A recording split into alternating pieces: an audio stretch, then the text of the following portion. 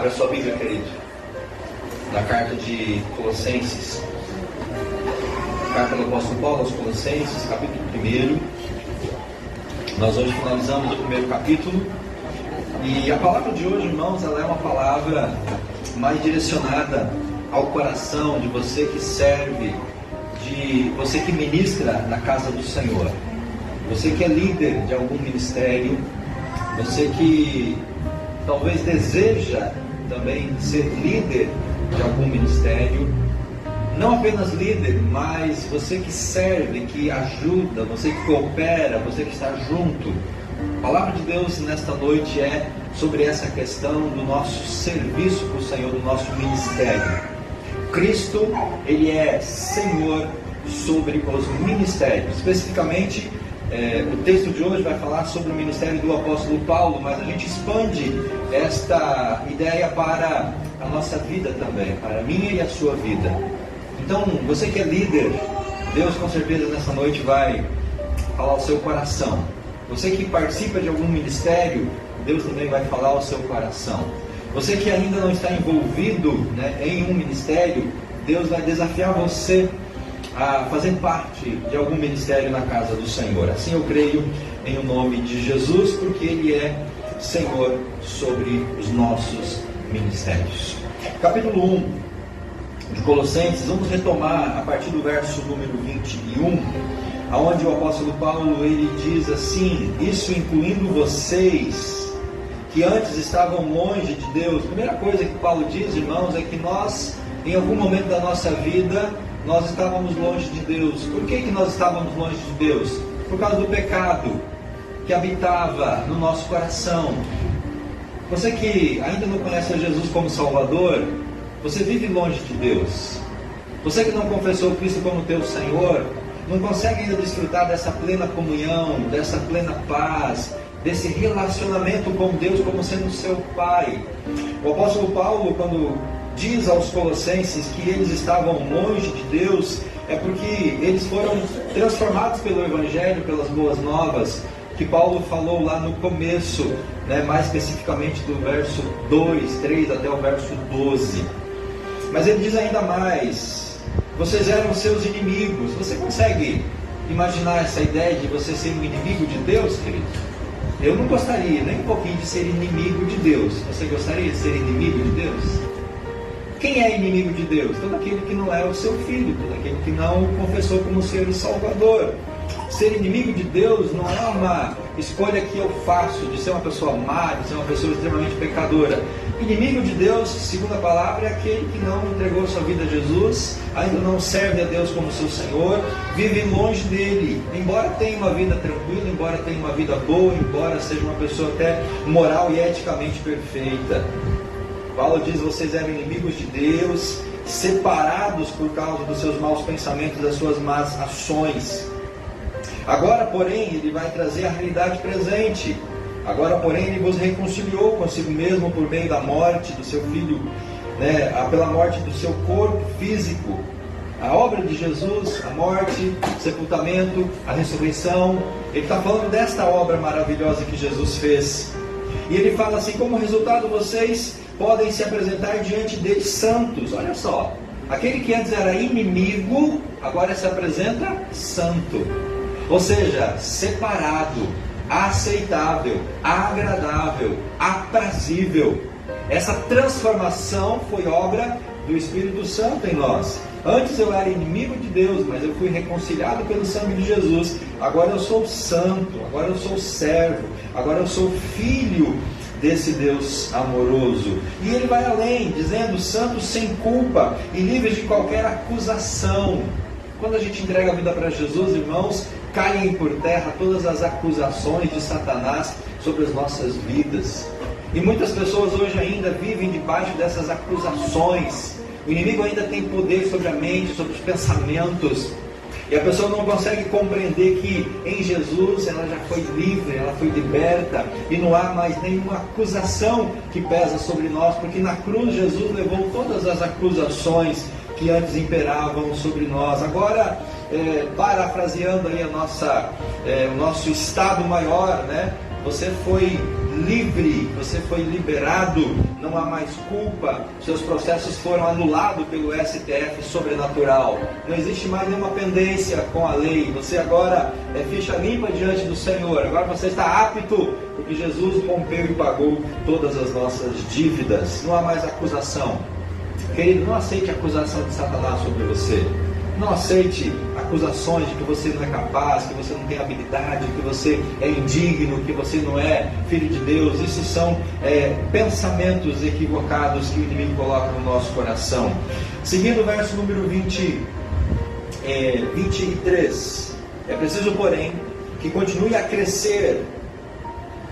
É preciso que vocês continuem a crer e crescer, e conhecer e avançar nesta vontade de Deus, permanecer firme nesta salvação. Não se afastem da esperança que receberam quando ouviram as boas novas, que foram anunciadas em todo o mundo e que eu, Paulo, fui designado servo para proclamar. Aqui está então a gênese, a introdução desta mensagem. Jesus é Senhor sobre os nossos ministérios. Qual era o ministério do apóstolo Paulo? Levar a mensagem aos gentios, aos inimigos de Deus, às pessoas afastadas do Senhor. Paulo recebe essa incumbência como um ministério e ele entende que ele deveria então proclamar essa salvação a todas as pessoas. Este era o ministério do apóstolo Paulo, levar a mensagem aos gentios. Qual é o seu ministério, meu querido irmão? Para que Deus está te chamando? Qual a área? Qual a realidade que Deus quer usar a sua vida para levar outros até a presença de Deus? Irmãos, Deus nos chama para servir. E servir é uma grande bênção nas nossas vidas. Então, nós precisamos servir ao Senhor com alegria. Amém? Você está disposto a servir o Senhor? Amém? Eu espero que sim, e Deus também deseja que sim. Qual que é o tema-chave de Colossenses? Eu quero fazer só uma breve recapitulação para a gente aprender de novo ou relembrar aquilo que nós já aprendemos. Qual que é o tema de Colossenses? É a preeminência de Cristo, a superioridade, a relevância, a importância, a suficiência de Cristo. Colossenses, Paulo vai dizer que se você tem Jesus, você não precisa de mais nada. Você não precisa de guardar dias, guardar meses, abster-se de alimento, você não precisa de nenhuma outra prática religiosa, nem outra prática até mesmo de ascetismo, de não fazer, de não tocar, de não provar. Jesus é suficiente, meus irmãos, e essa é a mensagem do apóstolo Paulo. E o tema que resume esta mensagem está no verso número 18. Veja o que Paulo diz então no verso 18. Ele é o cabeça do corpo, que é a igreja. Ele é o princípio supremo sobre os que ressuscitam dos mortos. Portanto, ele é primeiro em tudo. Jesus é primeiro em tudo, é suficiente em tudo, você não precisa de mais nada. Nesse capítulo 1, irmãos, Paulo ele trata então dessa questão mais teológica. É uma porção da carta um pouco mais rústica no sentido de compreensão, porque ele vai tratar de teologia, de ensino, e esse é um tema um pouco difícil talvez para as nossas mentes, para o nosso entendimento. Mas ele dá então a base. Paulo coloca como base a preeminência de Cristo, para que depois ele possa então nos alertar com os perigos que vão afetar a nossa fé no capítulo 2, para que no capítulo 3 e 4 ele conclua a carta com questões práticas, como que a preeminência de Cristo ela se aplica na nossa vida, no nosso dia a dia. Nós vamos chegar até lá nas próximas semanas. No verso 1 até o verso 12, Paulo fala que Jesus ele é preeminente na pregação do Evangelho. A mensagem do Evangelho ela é suficiente para alcançar o pecador, se for uma mensagem que apresenta Cristo como Senhor e Salvador. A mensagem que você prega, o Evangelho que você compartilha é o Evangelho de Jesus Cristo. Não é o Evangelho da igreja, não é o Evangelho do pastor, não é o Evangelho do apóstolo. Irmãos, nós não pregamos denominações, não pregamos igrejas, não pregamos usos, nós não pregamos costumes, nós pregamos Jesus Cristo, as boas novas, o Evangelho, que é suficiente para a salvação. O verso 5 que nós já ministramos diz assim: as boas novas que chegaram até vocês agora se propagam a todo mundo. Boas novas é Evangelho. Evangelho é a mensagem de Cristo como Senhor e Salvador. É isso que converte o coração do pecador. É isso que leva a pessoa até Jesus Cristo. Essa mensagem nós pregamos lá nos presídios. Essa mensagem nós pregamos lá na casa de recuperação. Essa mensagem nós pregamos em todas as nossas células. Essa mensagem é que nós proclamamos como igreja, porque nós entendemos que o que vai salvar o pecador é o Evangelho da graça de Jesus. E esse Evangelho, ele resume a pessoa de Cristo Jesus. Depois Paulo fala que Jesus ele é preeminente na redenção, verso 13 e verso 14.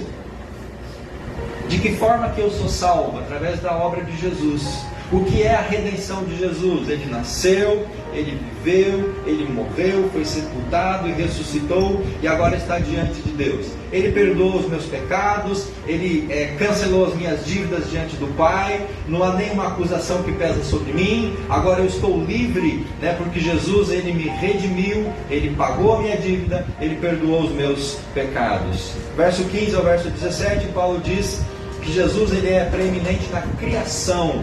Jesus ele criou todas as coisas e ele sustenta todas as coisas. O mundo que existe foi criado por Deus e por Jesus Cristo. Ele estava lá no Gênesis, criando todas as coisas.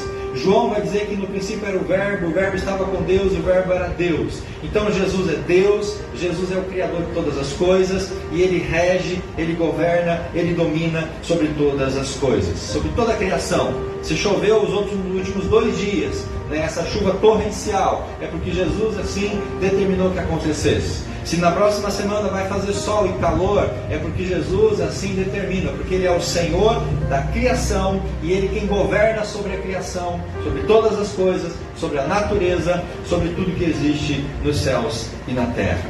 A partir do verso 18 do capítulo 1, Paulo vai dizer que Jesus ele é preeminente na igreja, que é o seu corpo. Ele é o Senhor da igreja, Ele é o Salvador da igreja, Ele morreu pela igreja e Ele sustenta a sua igreja. Então nós concluímos o primeiro capítulo dizendo que Ele é também o Senhor sobre o ministério do apóstolo Paulo. O chamado de Paulo estava na pessoa de Jesus Cristo. E aquilo que ele fazia era em obediência ao Senhor Jesus Cristo. E nós vamos ver isso de maneira muito rápida, meus irmãos. O que era o ministério do apóstolo Paulo? Basicamente, Paulo ele tinha como ministério pregar o Evangelho. Pregar o Evangelho aos gentios. Ele foi chamado para pregar aos gentios. O seu ministério, assim como Paulo, é pregar o Evangelho. O meu ministério é pregar o Evangelho. Mas além de pregar o Evangelho, nós temos a obrigação, a preeminência de também sofrer pelos gentios. Paulo vai falar que, além de pregar, ele também sofria pelos gentios. Ele estava preso em Roma por conta de uma acusação falsa, porque ele pregava o Evangelho para os gentios. E ele também vai dizer, em terceiro lugar, que ele lutava pelos santos. Ele lutava pela igreja. Ele dava a sua vida pelo corpo de Cristo. Esse é o ministério do apóstolo Paulo. Pregar o Evangelho, sofrer pelos gentios e lutar pela santificação, pelo crescimento e pela maturidade nossa como a sua igreja. Que Deus possa nos abençoar neste propósito. Amém? Se esse era o ministério do apóstolo Paulo, deve ser também o meu e o seu ministério. Paulo ele tinha o chamado de pregar o Evangelho para os gentios. Por que Paulo pregava o Evangelho para os gentios, meus irmãos? Porque os gentios eles estavam alienados. Os gentios eram aqueles que, sem Jesus, no passado, estavam distantes de Deus, alienados, alheios, forasteiros, distantes. Ao nosso redor existem muitas pessoas que vivem esta mesma realidade. Faça um exercício mental. Quantas pessoas ao seu redor que vivem alienados perante Deus, estranhos perante Deus, não servem ao nosso Deus, não buscam ao nosso Deus, estão separados das bênçãos que Deus separou para os seus filhos, não usufruem da graça, vivem em sofrimento, vivem em temor, vivem pelos prazeres da carne. Eu conheço muitas pessoas que vivem exatamente assim, alienados a respeito de Deus, não querem saber de Deus, não buscam a Deus, não se importam com Deus. Para eles, Deus não tem nenhuma relevância na sua vida. O máximo que essas pessoas podem expressar é uma religiosidade vazia, sem propósito, sem sentido. É para essas pessoas que Deus nos chama para pregar o Evangelho. Aqueles que estavam alienados, eles foram reconciliados. Eles foram agora apresentados para o Senhor. Havia esta separação, mas agora eles estão unidos novamente. Agora Deus fala ao coração. Agora eles estão buscando o Senhor. Agora eles entendem a graça de Deus. Agora eles podem viver diante da presença do nosso Deus. Eles foram reconciliados, eles foram salvos, santificados, separados. Agora Deus tem alegria em poder se relacionar com essas pessoas. Não há mais culpa, não há mais defeito, não há mais falha, não há mais nada que o inimigo possa nos acusar. Embora ainda sejamos pecadores, somos pecadores salvos, porque fomos reconciliados diante do nosso Senhor. Então, o passado era de alienação, presente é de restauração, de regeneração, de reconciliação. E Paulo vai falar também que há um futuro para o cristão. Qual que é o futuro, meus irmãos? A expectativa da glória. É a expectativa de nós estarmos eternamente diante do Senhor. O verso 23 que nós já lemos, onde Paulo fala da esperança. A esperança de que um dia o sofrimento nesse mundo vai acabar. A esperança de que um dia você vai estar descansando na presença do seu Deus. A esperança de que um dia todas as lágrimas, todo o choro, todo o sofrimento deste mundo vai cessar, porque na presença de Deus não há choro, não há lágrima, não há dor. Essa, meus irmãos, é a nossa esperança. Não podemos esquecer dessa esperança. Os gentios não tinham essa esperança. Eles estavam alheios a tudo isso. E Paulo, então, ele entende que o seu ministério era levar as boas novas a essas pessoas. E eu quero que você entenda também que, como parte do corpo de Cristo, eu e você temos essa mesma incumbência, levar as boas novas a essas pessoas que vivem sem esperança, sem salvação, essas pessoas que estão alheias à vontade de Deus. Levar o Evangelho da reconciliação é falar para essas pessoas que há um Deus que ama, há um Deus que é bondoso, um Deus que é maravilhoso, um Deus que quer se relacionar, um Deus que ama, um Deus que, embora habite no céu, Ele também pode habitar nos nossos corações. Um Deus que pela fé nós podemos conhecer, nós podemos acessar.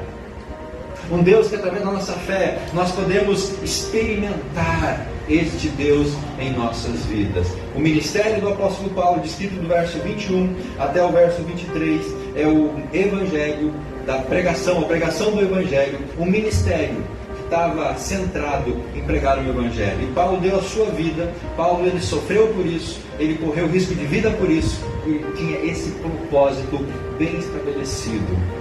Queridos, nós não podemos ficar confortavelmente sossegados, enquanto que ao nosso redor há muitas pessoas que padecem sem Jesus Cristo. Nós não podemos ficar conformados em ver que dia a dia pessoas partem desse mundo sem Cristo. Nós não podemos ficar de braços cruzados enquanto ao nosso redor há pessoas que estão amargando sofrimento, dor do pecado, alheios e separados de Deus. Nós como igreja temos que entender que aquelas pessoas que estão distantes da graça de Jesus, elas só estão lá porque ainda nós não chegamos até elas.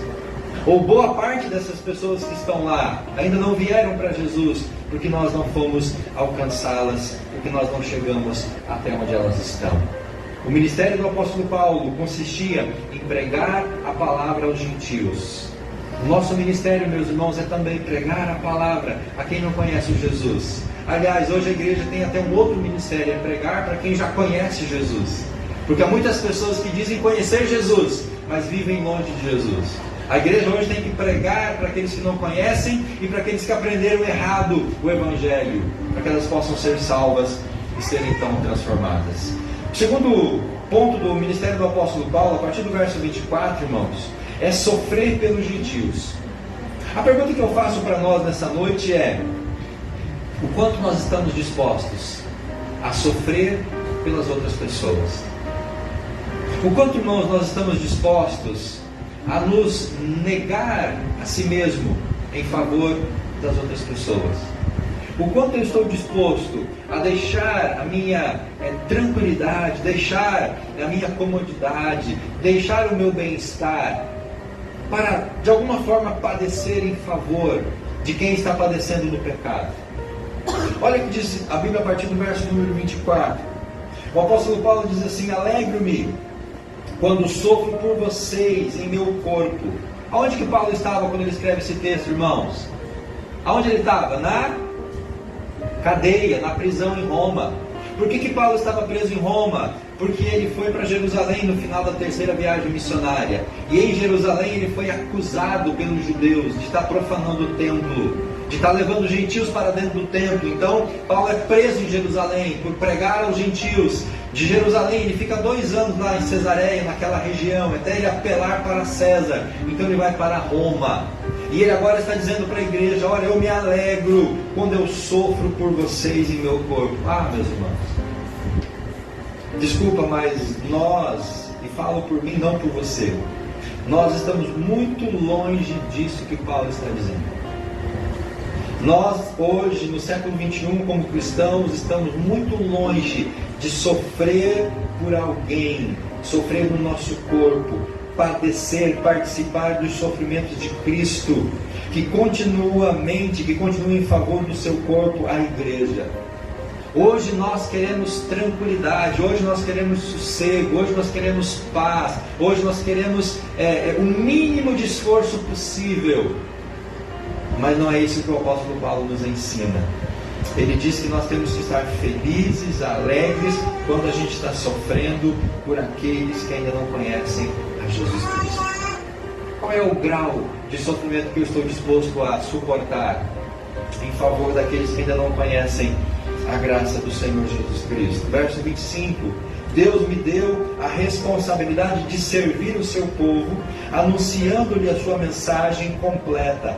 Esta mensagem foi mantida em segredo por séculos de gerações, mas agora foi revelada ao seu povo, pois Deus queria que eles soubessem que as riquezas gloriosas deste segredo também são para vocês, os gentios.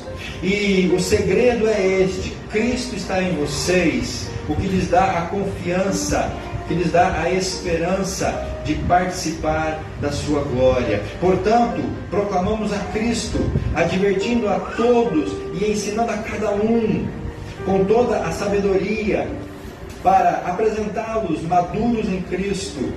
Verso 29: Por isso trabalho e luto com tanto esforço na dependência do seu poder que atua em mim. O ministério de Paulo era focado aos gentios, sofrer pelos gentios, mas não por ele mesmo. Ele diz no final do verso 29, tanto sofrimento, mas não naquilo que está em mim. Sofrimento que o Cristo me dá a capacidade de assim fazer. Qual que era a alegria de Paulo? Sofrer pelos gentios. Qual que é a alegria do cristão hoje? Qual que é a sua alegria? O que te dá satisfação? O que te dá prazer? O que nos dá, irmãos, satisfação em estar seguindo a Jesus? Existe hoje uma tal de teologia da prosperidade que diz que satisfação, prazer em Deus, alegria em Jesus é você estar bem financeiramente, é você não estar doente, é você comer do bom e do melhor desta terra. Esta é uma pregação que hoje se apresenta. Mas o apóstolo Paulo diz que a alegria dele era sofrer por Cristo. Os falsos religiosos de Colossenses, aqueles falsos líderes, eles estavam usando a prisão de Paulo como uma ferramenta de vergonha. Mais ou menos eles diziam assim: vocês aqui em Colossos obedecem ao apóstolo Paulo, ele está preso, ele está na cadeia, é um presidiário, ele não presta, ele não vale nada, por isso que ele está preso. Então, aquilo que os homens usavam para acusar o apóstolo Paulo e para envergonhar o apóstolo Paulo, ele recebia aquilo como uma alegria, era um prazer. Ele não se envergonhava de estar na cadeia, porque ele estava lá não porque ele tinha cometido algum crime, ele estava lá porque ele tinha pregado o Evangelho. Então aquilo que os líderes usavam como ferramenta, como arma para envergonhar o apóstolo Paulo, ele dizia: eu tenho prazer, eu me alegro, eu me regozijo, porque eu estou fazendo aquilo que é a vontade de Deus.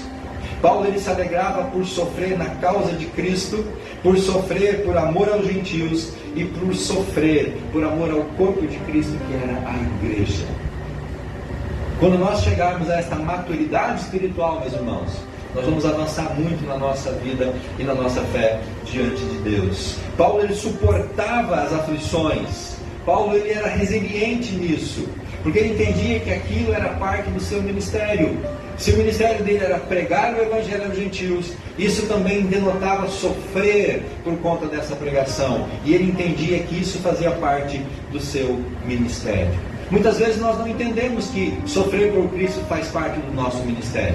Só que se você lembra muito bem da biografia do apóstolo Paulo, desde que ele se converte, lá no caminho de Damasco, desde que Deus chama Paulo para pregar o evangelho, Deus deixa muito claro que Paulo ele iria experimentar o que era sofrer por causa de Cristo.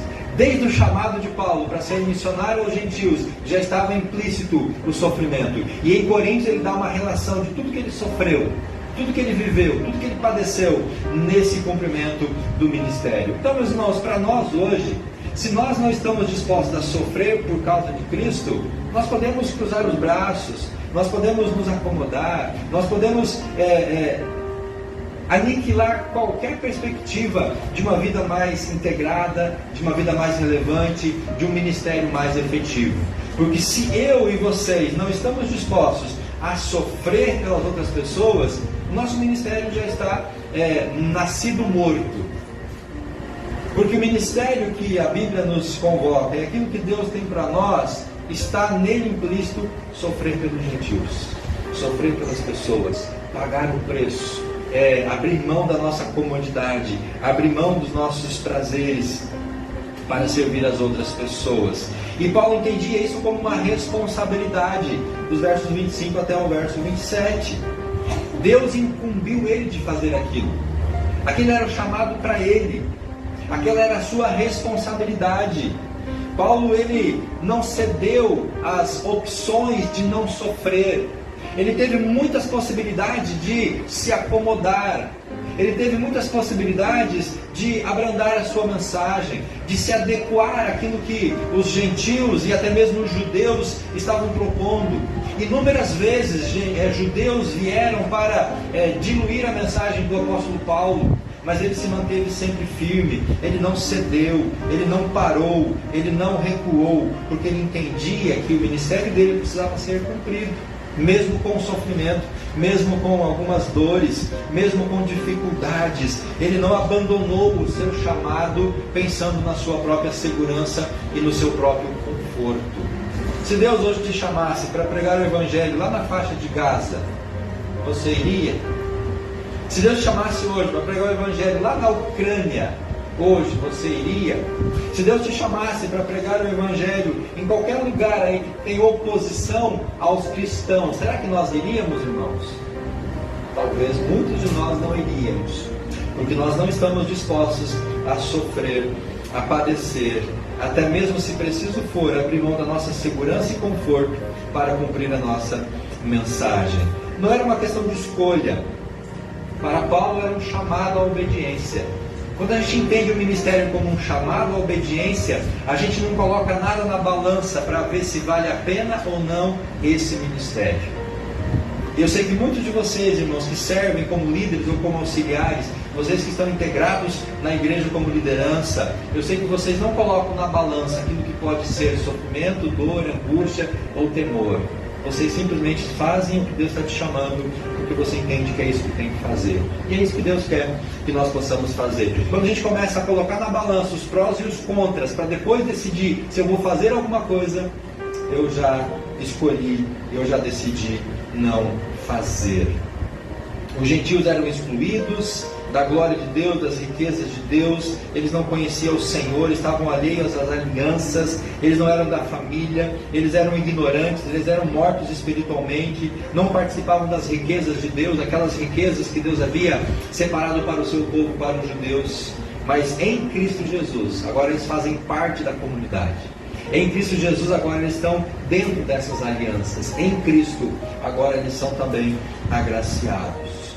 E o último elemento que a gente aborda aqui é justamente o aspecto de lutar pelos santos.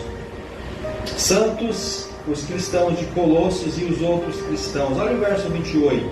Portanto, proclamamos a Cristo, advertindo a todos e ensinando a cada um com toda a sabedoria, para apresentá-los maduros em Cristo.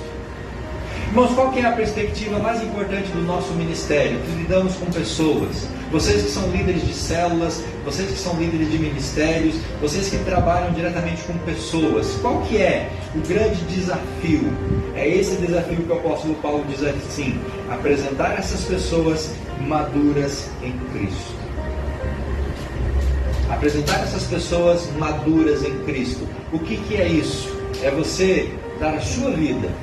É você se dedicar ao máximo para que essas pessoas que estão debaixo da sua liderança, elas possam crescer, elas possam amadurecer, elas possam florescer, elas possam frutificar.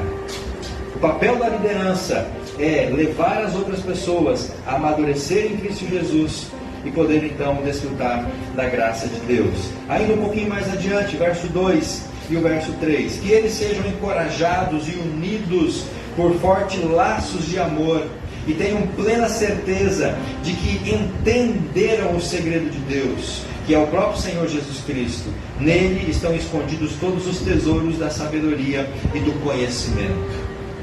Paulo sabia que o seu ministério era lutar para que os santos crescessem, amadurecessem e que eles pudessem ser líderes no futuro. Paulo era um pregador compartilhando o Evangelho. Paulo era um prisioneiro que estava sofrendo pelos gentios. Mas agora nós vemos aqui Paulo como um guerreiro de oração e de intercessão. Paulo nunca esteve em Colossos. Paulo não conhecia aquela igreja. Ele nunca foi até aqueles irmãos. Então a pergunta é: como que Paulo poderia contribuir para o crescimento de pessoas as quais ele não conhecia e no meio das quais ele nunca esteve? Como que Paulo poderia lutar por aquelas pessoas e levar elas ao crescimento? Irmãos, através da oração que ele menciona no verso 3, no verso 4. Quando ele conheceu aquela igreja, pelo testemunho de Epáfras, ele diz que ele começou a orar para que aquela igreja se desenvolvesse e crescesse. Como que Paulo contribuiu para que aquela igreja crescesse? Através dessa carta que ele escreve e ele manda para corrigir os desvios doutrinários daquela igreja. Paulo está lutando em oração, lutando com o seu escrito para que eles amadurecessem na fé. A ideia de lutar aqui é o esforço mesmo, é como que um atleta que está competindo numa Olimpíada, é dar o máximo, é usufruir do máximo que a gente pode para que a gente então possa alcançar o maior resultado possível. Paulo ele entendia que ele tinha que fazer tudo o que estava ao seu alcance. E como ferramenta ele usava então o ensino. E a igreja de Colossos estava sendo assolada por falsos mestres, que estavam colocando outras coisas além de Cristo. Uma mistura de paganismo com misticismo, com judaísmo, com ascetismo, com filosofias. A igreja de Colossos estava sendo, irmãos, inundada com essas doutrinas equivocadas. Então Paulo ele se coloca como um defensor do Evangelho. Ele escreve esta carta para corrigir, para ensinar e trazer aquela igreja novamente para o puro Evangelho do Senhor Jesus Cristo. Paulo ele pregava apenas uma pessoa, o Senhor Jesus Cristo. Os gnósticos pregavam filosofias, tradições humanas, coisas vazias, mas o apóstolo Paulo proclamava o Senhor Jesus Cristo. E quando ele fazia isso, ele estava contribuindo para que aquela igreja florescesse e crescesse. O objetivo de Paulo era apresentar todo cristão perfeito. Ele não descansou enquanto aquela igreja não compreendeu o Evangelho, enquanto aquela igreja não amadureceu. Paulo fala de conforto, ou seja, de dar forças àqueles irmãos, fortalecer a fé deles, Paulo fala de amor, de carinho, de maturidade nesse relacionamento. Paulo fala de enriquecimento, não material, mas enriquecimento espiritual, de acessar as riquezas de Cristo, o conhecimento de Cristo. Paulo fala de esclarecimento na mente, compreensão, não ser enredado por falsas doutrinas. Irmãos, hoje nós estamos sendo assolados por ventos de doutrinas. Dia a dia você é assolado por falsos ensinos que querem afastar você de Jesus. E o cristão que é maduro, o cristão que é firme na fé, ele não se deixa enredar por essas coisas. Ele deseja que os seus filhos tenham entendimento, tenham sabedoria, tenham conhecimento, capacidade de avaliar todas as coisas, capacidade de defender a sua fé. Você está preparado para debater com um adventista que quer obrigar você ou levar você a guardar o sábado como um processo de salvação? Você está apto a debater com um testemunho de Jeová que diz que Jesus não é Deus, que ele é uma criação de Deus, apenas um anjo? Você está apto a debater com um muçulmano que diz que Jesus é apenas um profeta? Ou com um judeu raiz que não entende Jesus como Salvador e Messias? Nós estamos preparados, irmãos, para refutar aquelas doutrinas que dizem que a gente tem que usar usos e costumes como meio de salvação, que não pode isso, que não pode aquilo, questão de cabelo, questão de roupa, questão de maquiagem, questão de várias outras realidades? Estamos prontos a debater com pessoas que dizem que você não pode tomar café, não pode comer carne de porco, que você não pode fazer isso, que tem que se abster daquilo para você ser mais santo? É isso que trata Colossenses, irmãos. A fé daquela igreja estava sendo assolada por essas falsas doutrinas. E Paulo queria que aqueles irmãos tivessem pleno conhecimento, sabedoria, encorajados, fortalecidos, que eles pudessem ter esclarecimento. E de que se algum falso mestre chegasse a eles com essas doutrinas, eles pudessem refutá-las, dizendo: Jesus é suficiente para mim.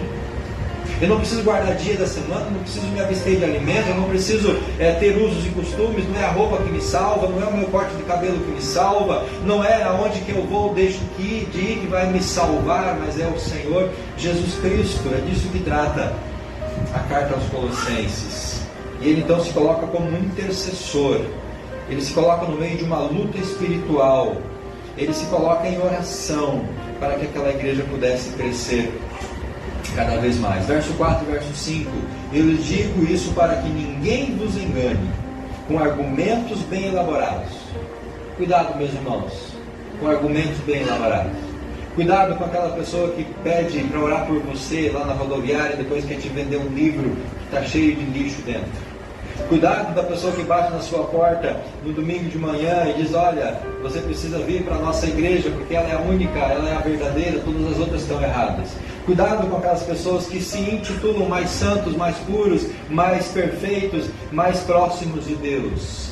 Cuidado com as pessoas que estão tentando desviar a nossa fé com esses argumentos. Pois, verso número 5: embora eu esteja longe, diz Paulo, o meu coração está com vocês. Como que o coração de Paulo estava lá em Colossos? Como, meus irmãos? Através da oração, através da intercessão, através da consagração. Paulo estava a 2.000 quilômetros lá em Roma, mas a mente dele, o coração dele estava lá em Colossos. Ele se dispôs a orar, a interceder por aquela igreja. Eu me alegro de que estejam vivendo como devem e de que a fé em Cristo seja cada vez mais forte. O ministério de Paulo era pregar aos gentios, o ministério de Paulo era sofrer pelos gentios, o ministério de Paulo era lutar pelo crescimento dos santos. É isso que a gente precisa, meus irmãos, para que a gente possa servir ao Senhor. Nós temos que estar dispostos a isso, não precisa mais nada. Do nosso coração tem que estar brotando esse desejo: Senhor, me usa para pregar o Evangelho para quem não conhece. Senhor, se preciso for, eu vou sofrer por essas pessoas.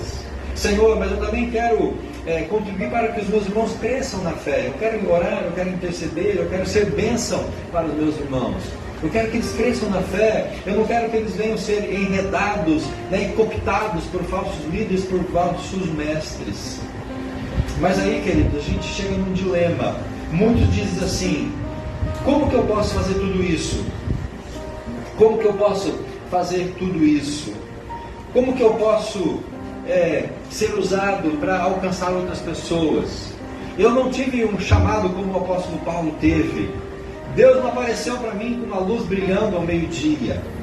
Um anjo não apareceu para mim e me chamou, dizendo: olha, irmão, servo, você, homem de Deus, eu estou te chamando. Nós não tivemos talvez esse chamado assim espetacular. Mas Deus, Ele nos chama, queridos, de uma maneira íntima, pessoal, personalizada. O que nós temos que perceber, em primeiro lugar, é o quanto as pessoas têm feito por nós. Você consegue imaginar a alegria daquela igreja de Colossos, por tudo que Paulo estava fazendo por eles? Você consegue dimensionar o quanto essa igreja ficou alegre quando chega esta carta pela mão de Tíquico até aquela igreja, porque Epáfras ficou lá em Roma ajudando Paulo, mas a carta chegou. Quando eles leem esta carta, você consegue imaginar a alegria daqueles irmãos, sabendo que lá em Roma havia esse homem, Paulo, que de tudo que ele tinha feito de grandioso para o reino, ele se preocupava com aquela igreja. E Paulo, meus irmãos, não fala isso apenas por força de retórica. Ele de fato orava pelas igrejas, ele de fato intercedia pelas igrejas. Eu consigo perceber, você consegue perceber o quanto as pessoas já têm feito e fizeram por você? Você consegue dimensionar o quanto as pessoas já investiram na sua vida? E talvez é por causa disso que você está hoje, em Cristo, porque pessoas investiram em você, deram a vida por você, não mediram esforços para alcançar você. Se eu parto dessa premissa de que pessoas fizeram muito por mim, isso já é um incentivo natural para que eu possa fazer isso pelos outros, para que eu possa retribuir isso para as outras pessoas. Outra situação, nem todos nós somos chamados para ser apóstolos, mas cada um de nós tem um ministério no qual foi dado por Deus. Querido, você tem um ministério. Você tem um ministério que Deus te deu. Talvez o teu ministério não seja estar aqui à frente pregando, ou estar aqui cantando, ou estar liderando uma célula, ou fazendo qualquer outra atividade dessas que dão mais notoriedade. Mas Deus tem um ministério para você, tem um chamado para você.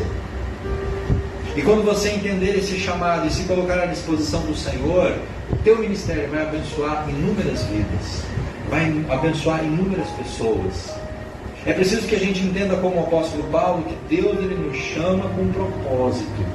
Deus coloca sobre nós um ministério, e esse ministério ele está debaixo do poder e da autoridade de Jesus. Jesus é Senhor sobre o meu ministério.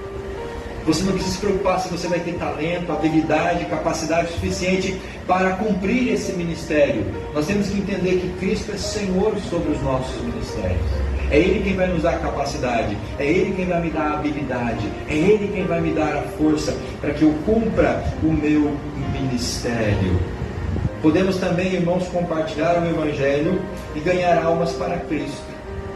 Esse é o ministério que todos temos.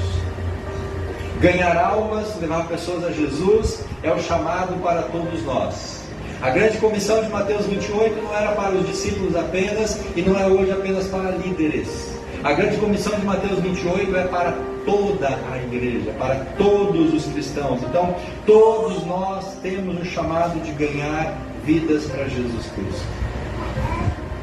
Qual foi a última alma que eu levei até Jesus Cristo? Qual foi a última vida que eu ganhei para Cristo? Qual foi a última pessoa que eu tirei das trevas e levei até a luz? Qual foi a última pessoa que se converteu através da minha instrumentalidade? Qual foi a última vez que eu tive a alegria de ver uma pessoa se convertendo a Jesus Cristo?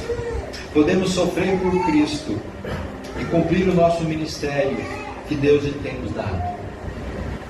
Para cumprir o nosso ministério mesmo, irmãos, nós temos que, em alguma situação, padecer pelo amor de Cristo. Também podemos lutar em oração pelo povo de Deus e estimular o amadurecimento da sua igreja. Eu tenho dito isso para os irmãos da terceira idade na nossa célula de quarta-feira à tarde.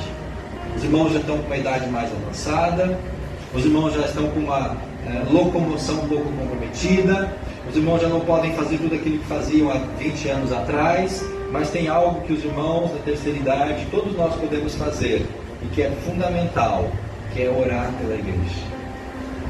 que é orar pelo ministério da igreja, que é interceder para que a igreja cresça, para que a igreja avance. Então, irmãos, a gente pode estar lá no leito de um hospital, a gente pode estar em casa, a gente pode estar acamado, a gente pode estar tetraplégico, numa cadeira de rodas, mas ainda assim vai ter um ministério para mim. Eu posso nem falar, eu posso nem mexer os olhos, mas se a minha mente ela está ativa, eu posso orar ainda, interceder, e essa oração Deus vai ouvir. Então a oração é um ministério que todos nós também podemos desenvolver. E para terminar, irmãos, devemos investir tempo em pessoas. Quanto tempo da nossa semana eu estou investindo em pessoas? Quanto tempo eu estou investindo em alguém? Quanto tempo eu estou dedicando para que aquela pessoa ela possa conhecer o Evangelho, ela possa conhecer a Jesus, ela venha compreender a salvação e ela um dia possa se dedicar a Jesus Cristo? Porque se eu invisto 0 minutos na vida de alguém durante a semana, eu vou ter 0 resultado de vidas transformadas e de pessoas salvas. Quanto mais tempo a gente investe em pessoas, mais nós vamos poder ver frutos do nosso ministério. Quanto menos tempo eu invisto, menos eu vou ver fruto. E se eu não invisto nenhum tempo, eu não vou ver fruto nenhum. Se nós ministramos a apenas algumas poucas pessoas, nós estaremos ajudando a igreja toda. Você não precisa, irmão, investir na vida de todo mundo. Invista na vida de uma pessoa, de 2 pessoas. Invista na vida de um não crente, 2 não crentes. Seja parceiro de um crente, de um amigo seu na fé. Trabalhe junto, esteja junto, fortaleça junto. Se nós fizermos isso, irmãos, nós vamos poder encher de pessoas salvas aquele templo que nós estamos construindo aqui ao lado. Se nós não fizermos isso, se nós não entendemos o chamado do nosso ministério, nós podemos parar aquela construção. Vamos reformular esse espaço aqui, vamos melhorar essa estrutura e vamos ficar aqui dentro. Porque se nós não fizermos nada para expandir o nosso ministério, esse espaço vai ser suficiente, quem sabe até grande demais para nós como igreja. Mas se nós entendermos, como Paulo entendeu, que ele tinha um chamado, que ele tinha um ministério, e ele cumpriu esse ministério, se cada um de nós entender isso, eu creio que aquele espaço vai ser pequeno. A decisão está diante de nós. Amém? Abençoa-nos, ó Pai, como igreja local. Abençoa, Pai, o nosso ministério. O Senhor chamou Paulo para cumprir o ministério dele, pregar aos gentios, sofrer pelos gentios e ajudar no crescimento espiritual dos cristãos. Em resumo, Deus, esse também é o nosso chamado ministerial. Seja liderando uma célula, seja dando aula na escola bíblica dominical, seja fazendo qualquer outra atividade na casa do Senhor. Nosso ministério é levar a palavra a quem não conhece. O nosso ministério é sofrer por conta desse chamado. E o nosso ministério é ajudar as pessoas a crescer espiritualmente. É tão simples o ministério que o Senhor tem para nós. E muitas vezes nós negligenciamos esse ministério. Muitas vezes nós não fazemos aquilo que o Senhor está nos chamando. Por isso, ó Pai, nos perdoa pela nossa negligência.